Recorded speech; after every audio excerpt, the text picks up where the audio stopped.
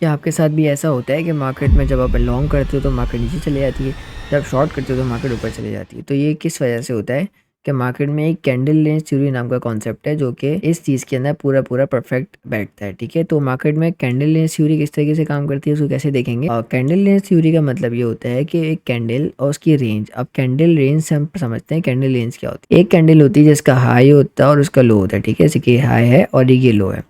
तो किसी भी कैंडल में हाई बनता है तो मार्केट जब उसका हाई ब्रेकआउट करती है तो एक नॉर्मल सी चीज़ जब ट्रेडर देखता है कि मार्केट ने इस कैंडल का हाई तोड़ दिया तो मार्केट में लोग वहाँ से लॉन्ग कर लेते हैं कि मार्केट का ब्रेकआउट हो चुका है, मार्केट अप साइड पे जाने वाली है। तो मार्केट में जब वो एंटर कर लेते हैं तो एक्चुअल में वहाँ से मार्केट रिवर्स हो जाती है। ऐसे ही होता है ना। तो ये यहाँ पर काम आता है कैंडल लेंस थ्योरी का कॉन्सेप्ट। जब मार्केट देखो, जैसे कि फॉर एग्जाम्पल यहाँ पर मार्केट ने ब्रेकआउट करा और मार्केट अप साइड पे निकल रही थी, मार्केट ने यहाँ तक हाई लगाया, मार्केट वहाँ से रिवर्स हो गई। तो यहाँ पे कहीं स्टॉप लॉस है, कहीं स्टॉप लॉस है, शॉप का स्टॉप लॉस हंट कर लिया मार्केट ने। ठीक है, तो मार्केट में तब काम आती है candle lens theory. Same exact जगह पे मार्केट ने यहाँ पे ब्रेक यहाँ तक हाई बनाया और मार्केट ने उसका ब्रेकआउट करा। ऑब्वियस बात है, अभी तो मार्केट विक दे के नीचे आ गए तो आपको समझ आ गया मार्केट नीचे गिर गई।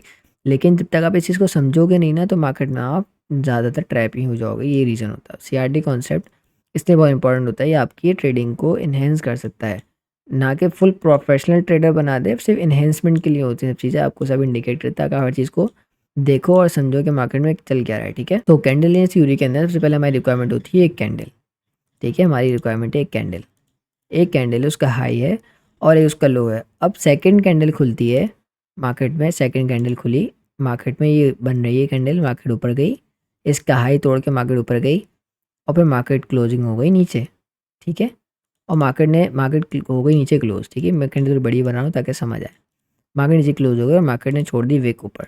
ठीक है, ये मार्केट ने विक छोड़ दी, फिर टेढ़ी विक है, लेकिन समझ जाओ, समझने के लिए काफ़ी। ये है मार्केट का ब्रेकआउट करा। यहाँ तो लोग समझ रहे थे मार्केट यहाँ से ऊपर जाएगी, यहाँ पे लोग एंटर हो गए और मार्केट यहाँ तक गए, मार्केट पास नीचे गिर गई और यहाँ क्लोज कर दिया। तो मार्केट जब तक क्लोज नहीं करती ना, आपने एंटर नहीं करना होता। CRT से आपको ये समझ आता है कि मार्केट में विक्स जो दी जाती है ना, ये मार्केट में आपके स्टॉप लॉस हंट होते हैं। स्टॉप लॉस मतलब आपकी लिक्विडिटी।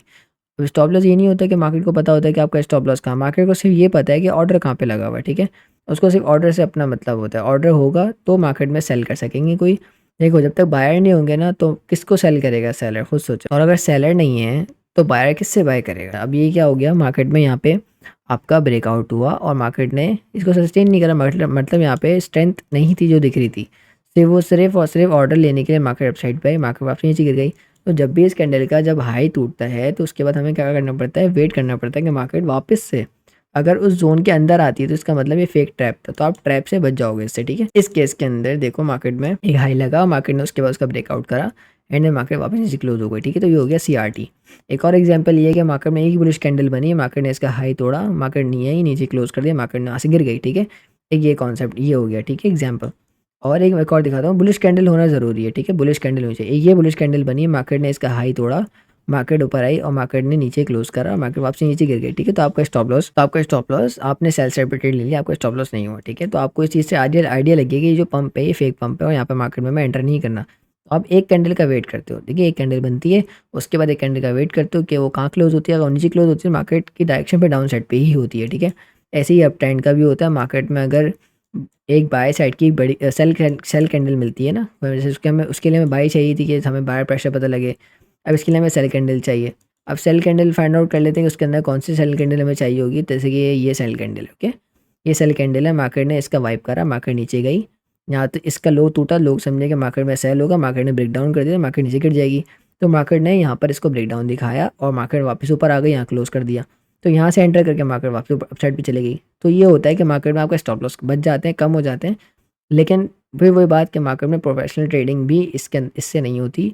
मतलब ये भी आपको सेफ साइड का और एक ट्रेंड बताया जाता है कि मार्केट में ये जो डाउन साइड मूव आया है ये फेक आया है या रियल आया है। ठीक है, तो इससे आप कुछ स्टॉप लॉसेस से बच जाते हो। ठीक है, तो इसको इस तरीके से काम करते हैं। CRT कॉन्सेप्ट बहुत सिंपल है, अगर इसके आप प्रैक्टिस करें तो आपको समझ आ जाएगा। मार्केट में जब भी कैंडल बनती है उस कैंडल का हाई और लो होता है। दोबारा समझा देता हूँ, मार्केट में कोई भी कैंडल बनती है उसका कैंडल की रेंज होती है, क्योंकि हाई होता है लो होता है। और जब उसका हाई टूटता है तो मार्केट अप साइड पे जा रही होती है, तो लोग समझते हैं कि मार्केट यहाँ से ऊपर चली जाएगी, ब्रेकआउट हो गया। फिर मार्केट वापस नीचे क्लोज कर जाती है। तो मार्केट में आप सबकी जो एंट्रियाँ होती हैं वो सब के स्टॉप लॉसेज होते हैं, मार्केट पे आपके ही नेगेटिव साइड पे मूव करने लग जाती है। ठीक है, तो ये सिंपल सा कॉन्सेप्ट था। कैंडल देखो कि बुलिश होनी चाहिए।